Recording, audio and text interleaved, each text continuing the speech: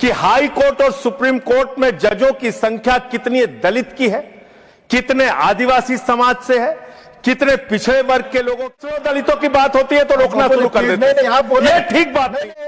आदिवासियों पिछड़ों के बारे में जब पूछा गया तो सरकार के मंत्री महोदय ने आपके सामने कहा कि इसमें हमारा कोई हस्तक्षेप नहीं है, तो कॉलेजियम तय कर। कितने आरक्षण आपने दलित वर्ग के लोगों को दिया, आदिवासी को दिया, पिछड़े को दिया, ये आपके माध्यम से मैं सरकार से पूछना चाहता हूं।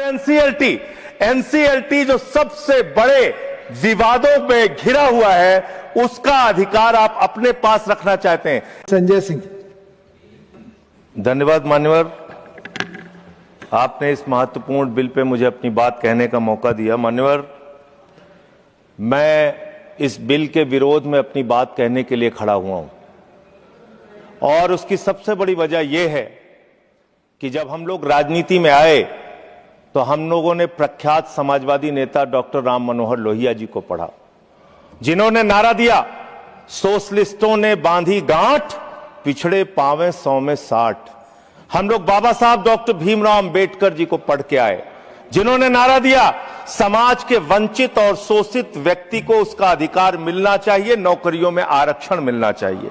पिछले दिनों जब हम बात कर रहे थे कि हाई कोर्ट और सुप्रीम कोर्ट में जजों की संख्या कितनी दलित की है, कितने आदिवासी समाज से है, कितने पिछड़े वर्ग के लोगों की है, तो सरकार की ओर से उत्तर आया। मान्यवर, आपके सामने उत्तर आया। देखिए, पिछड़े दलितों की बात होती है तो रोकना शुरू कर देते हैं। ये ठीक बात नहीं है। कोई नहीं रोक रहा आपको। तो सर, दलितों, आदिवासियों, पिछड़ों के बारे में जब पूछा गया तो सरकार के मंत्री महोदय ने आपके सामने कहा कि इसमें हमारा कोई हस्तक्षेप नहीं है, तो कॉलेजियम तय करता है। लेकिन आज जब यह बिल मैं पढ़ रहा था, इस बिल के अंदर जिसमें आपने पूर्व जजेस को अधिकार दिया है, जिसमें आपने पूर्व टेक्निकल पर्संस को अधिकार दिया है, जिसमें आप तमाम 16-17 ट्रिब्यूनल्स बनाने के लिए जा रहे हैं, उसमें कितने आरक्षण आपने दलित वर्ग के लोगों को दिया, आदिवासी को दिया, पिछड़े को दिया, ये आपके माध्यम से मैं सरकार से पूछना चाहता हूं। मान्यवर, एनसीएलटी जो सबसे बड़े विवादों में घिरा हुआ है, उसका अधिकार आप अपने पास रखना चाहते हैं। इस कमेटी को एनसीएलटी गठन करने का अधिकार नहीं है। क्यों अधिकार नहीं है? क्योंकि वीडियोकॉन का हजारों करोड़ रुपए, 97% पैसा जो उसके ऊपर कर्ज था वो माफ कर दिया गया और मात्र 3% पैसा वसूला गया।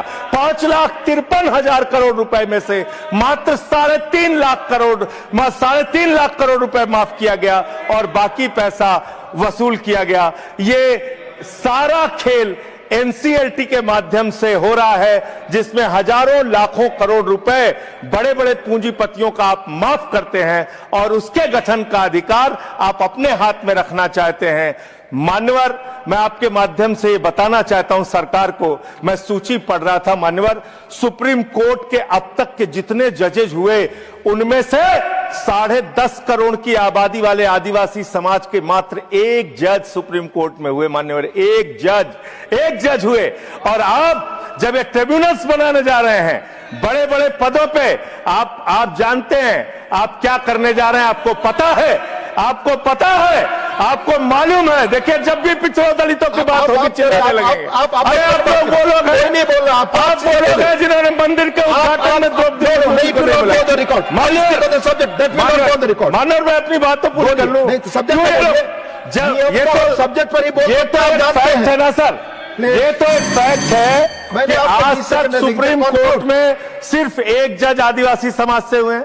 इस जज को आप नकार कैसे सकते, इस फैक्ट को आप नकार कैसे सकते हैं? खत्म करो सर, 30 सेकंड और। थैंक यू सर, 30 सेकंड और बोलिए। 30 सेकंड। मान्यवर, मैं आपके माध्यम से सिर्फ इतना सरकार से कहना चाहता हूं, जब आप ये ट्रिब्यूनल्स का गठन करने के लिए जा रहे हैं, इसमें एक महत्वपूर्ण संशोधन आप कीजिए। सारे के सारे ट्रिब्यूनल्स में दलितों, पिछड़ों और आदिवासियों को आरक्षण दीजिए। हम इसके विरोध में हैं जब तक आप ऐसा नहीं करते। यस, माननीय parliamentary affairs minister Sanjay Singh ji ने जो कहा